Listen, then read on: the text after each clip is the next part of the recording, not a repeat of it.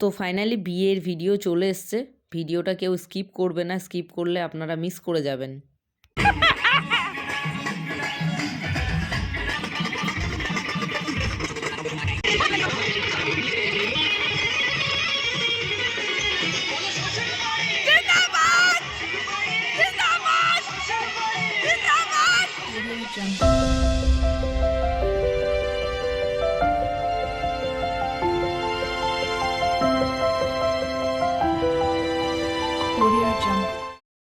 তো তারিখটা ছিল 13ই ডিসেম্বর সকালবেলা। আর এই যে বুনুকে দেখতে পাচ্ছ, আমার নেল এক্সটেনশন করার জন্য চলে এসেছিল, কারণ আমার পায়ে নেল এক্সটেনশন করা ছিল না। তো আর এই যে বুনু ফোনের মধ্যে কী সব ডিজাইন সিলেক্ট করছে ও নেল এক্সটেনশন করাবে বলে।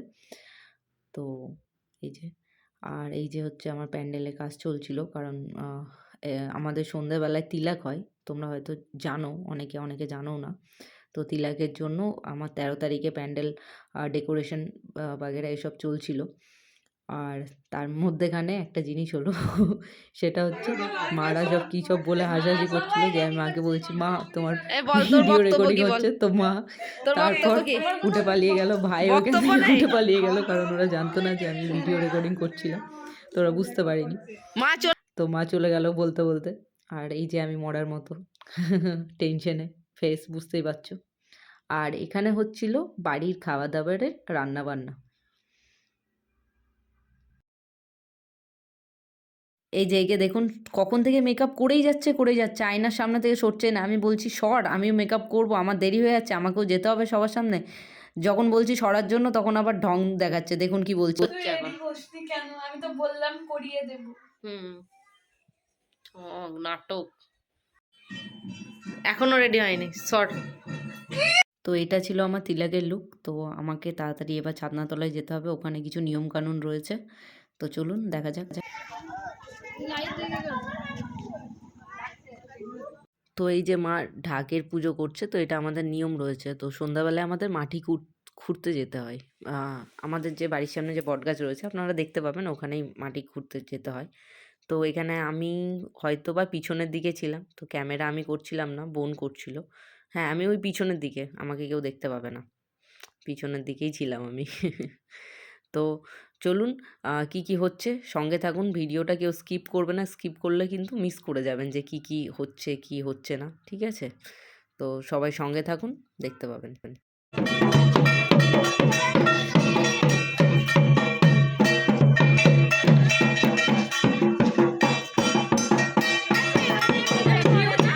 এই যে মারা নাপিতকে নিয়ে, ঢাকিকে নিয়ে সিঁড়ি আনতে যাচ্ছে। এটা আমাদের বাড়ির সামনেই বটগাছের গোড়াতে।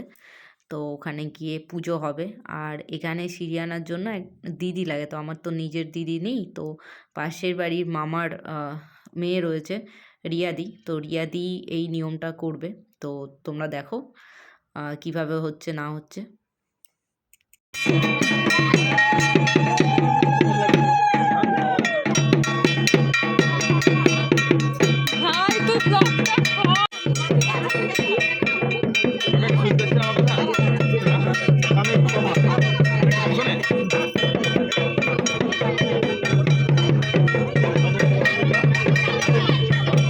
তো এই যে তোমরা দেখতে পাচ্ছ, মা গঙ্গা জল ফার্স্টে ছিটিয়ে নিয়েছে মাটিতে, তারপর এই যে কোদালটা রাখা হয়েছে, কোদালটার পুজো করা হবে এরপর।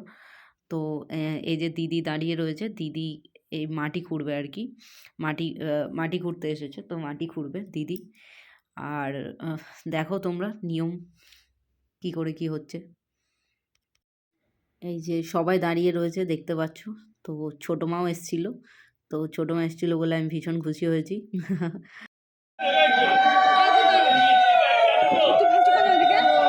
এই যে সিঁড়ি আনার পর তারপর হলুদ পাটা হচ্ছিল। আর আমিও ওই কর্নারে বসেছিলাম, আমাকে দেখতে পাবে না হয়তো বা।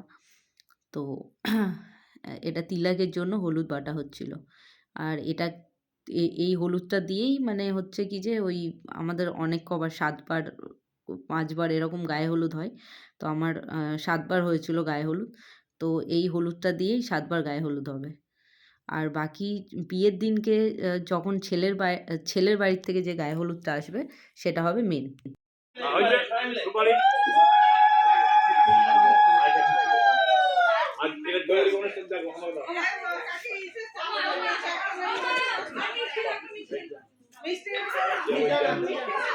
নাও নাও পোজ দাও, ক্যামেরাম্যান জলদি ফোকাস করো।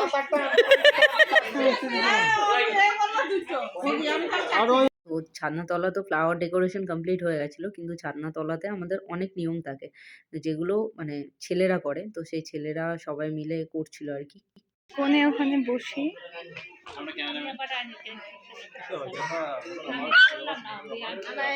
ছবিওয়ালা উইথ ক্যামেরাম্যান জলদি ফোকাস করো।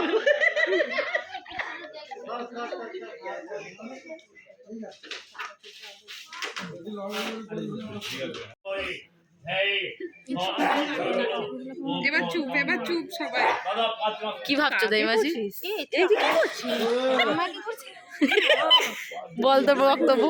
বুড়িয়াদের বিয়ে এখন গায়ে হলুদ হয়নি, আমরা এখন অপেক্ষা করছি কখন হবে, বসে আছি বোর হচ্ছে আর কিছু।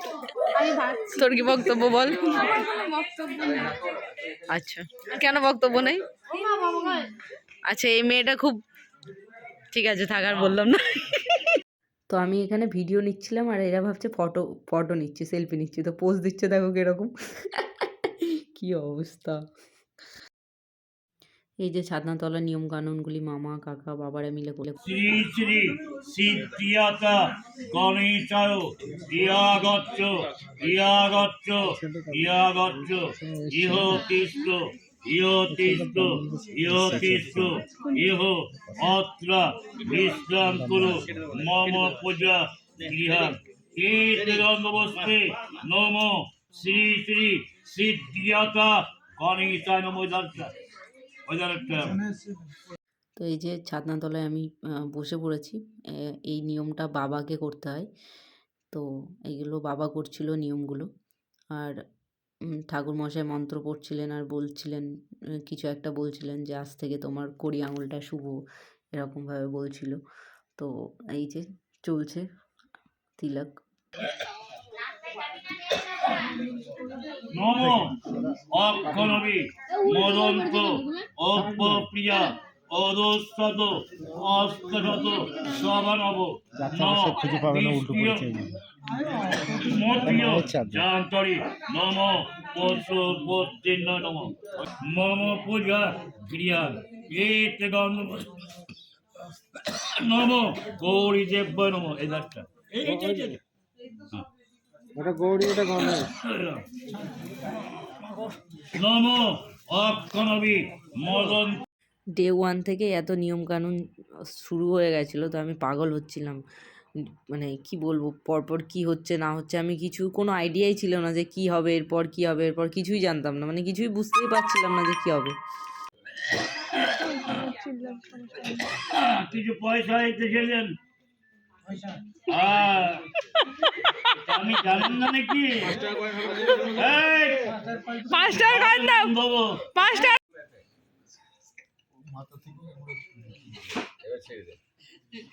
আদর চাল দেন, আদর চাল আছে, ওদের আদর চাল আছে। সব কিছু বয়ে গেলে কিন্তু পয়সা ঠাকুর মশাই ঠিক যেমন হয় নাকি? পয়সা লাগবে। একটা বাড়িতে 2300 টাকা, 2300 টাকা, 2300 টাকা বুঝলি? দিয়ে ওটা কাল ভাগে যায়। বাবুলের সময় বাহ, এবার তুলো না, ঠিক আছে।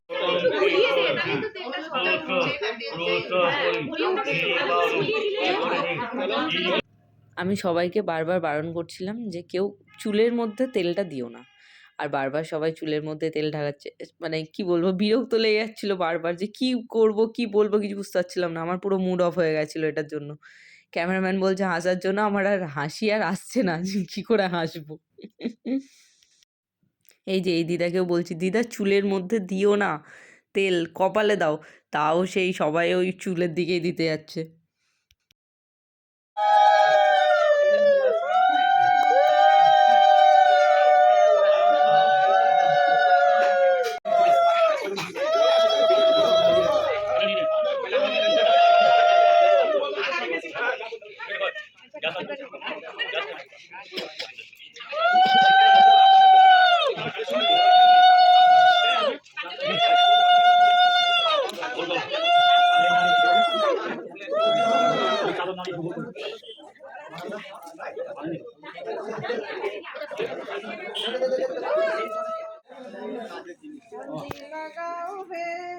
কেন ওই ওই দাঁতটা ছাড়া সরো এখানে অনেকগুলো জিনিস মিস আছে। হ্যাঁ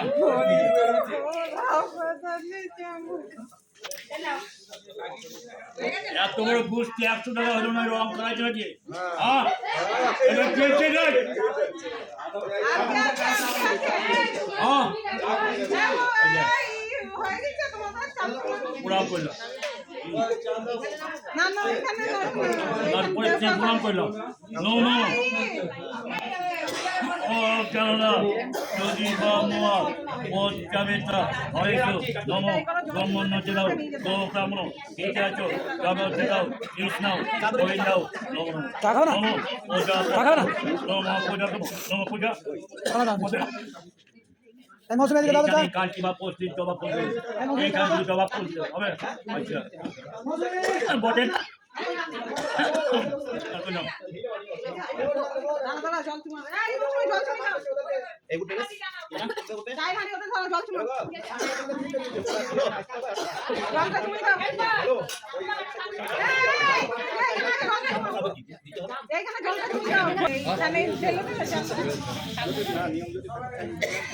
তারপরে সেই চল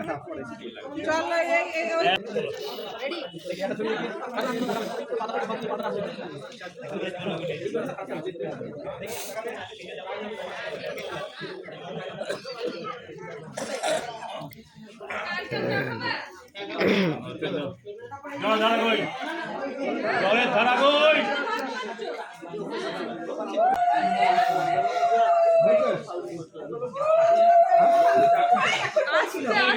তো ছাদনাতলার নিয়ম সম্পূর্ণ করে আমরা দেবতা ঘরে যাচ্ছিলাম। তো এটা ছিল আমাদের দেবতা ঘর। তো একটু আগে পা বেঁধে গেছিলো আমার শাড়িতে, পরে যাচ্ছিলাম। তো যাই হোক পড়িনি।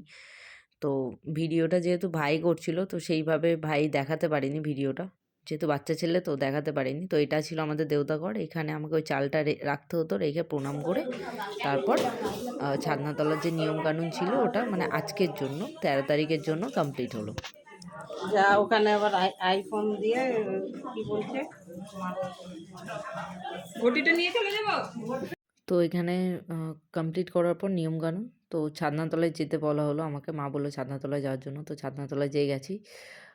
ঠাকুরমশাই বলছে এই তিলক হয়ে গেছে তোমার, তুমি আর বাইরে বেরোতে পারবে না, শিগগিরই ঘরে যাও। ধমক টমক দিয়ে একেকার করলো। আর আমাদের আজকেই ছিল 13 তারিখেই ছিল আইবুড়ো ভাত। তো আবার সেটারও নিয়ম ছিল। তো আমি তো প্রথম দিনই ভীষণ পাগল হচ্ছিলাম। দেখো এবার নিজে কর, নিজে কর।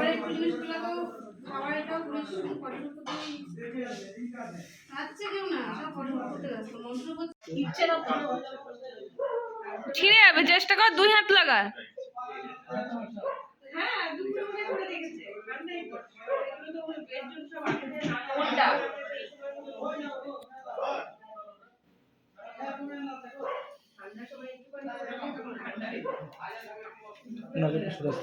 এই প্রথমে শাক নাও, তারপরে ভাজা নাও, তারপরে সিম ভাজা নাও, মটর ভাজা নাও, বেগুন ভাজা নাও, দন্ডবাসের মতন খেয়ে নাও। আরে বাবা শাক নিতে হবে না, ডালটা ঢালো, ডালটা ডালটা ঢালো ভাতের মধ্যে, ভাতের মধ্যে ডালটা ঢালো। তো এখানে খাওয়ার সময় আমাকে কনস্ট্যান্ট এরা এত জ্বালিয়েছে যে কি বলবো, মানে আমি খেতেও পারছিলাম না ঠিকঠাকভাবে, এটা ওটা বলেই যাচ্ছে বারবার। তো এটাই ছিল মানে এটা ছিল 13 তারিখের মানে যত নিয়ম রসম ছিল সব 13 তারিখের এটা কমপ্লিট হলো। তারপর আমি তাড়াতাড়ি করে মানে খাওয়া দাওয়া কমপ্লিট করে মানে আমি খেতে পাচ্ছিলাম না, আরও আমার নেল এক্সটেনশন করা ছিল, খুব অসুবিধা হচ্ছিল খেতে। তো তারপর সব কমপ্লিট করে বুনুর সাথে গিয়ে রিলস বানালাম। আমার ফোনে কিছু ফটোই তোলা হয়নি যেহেতু ভিডিও হচ্ছিল। আর হ্যাঁ, আমি খেতে পাচ্ছিলাম না তাই রিঙ্কা আমাকে খাইয়ে দিচ্ছিল। আর কিছু ফটো পরের থেকে আমি পেয়েছিলাম, যেটা বাবার সঙ্গে একটা তোলা, কে তুলেছিল আমি জানি না। তারপরে দেইমাসির সঙ্গে একটা, দেইমাসিকে অনেক অনেক থ্যাংক ইউ, কারণ পরে বলবো কেন থ্যাংক ইউ। যাই হোক, এটা বুনুর সাথে কিছু তোলা ফটো। তো যাই হোক, কেমন লাগলো ভিডিওটা কমেন্টসে জানাবে। আর সেকেন্ড পার্টও আসছে, সেকেন্ড পার্টও এডিট বাগেরা করতে হবে, ভিডিও ক্লিপস কোথায় কী আছে সব দেখে দেখে খুঁজে খুঁজে করতে হবে, বুঝতেই পারছো। তো টাটা বাই বাই, সবাই ভালো থেকো।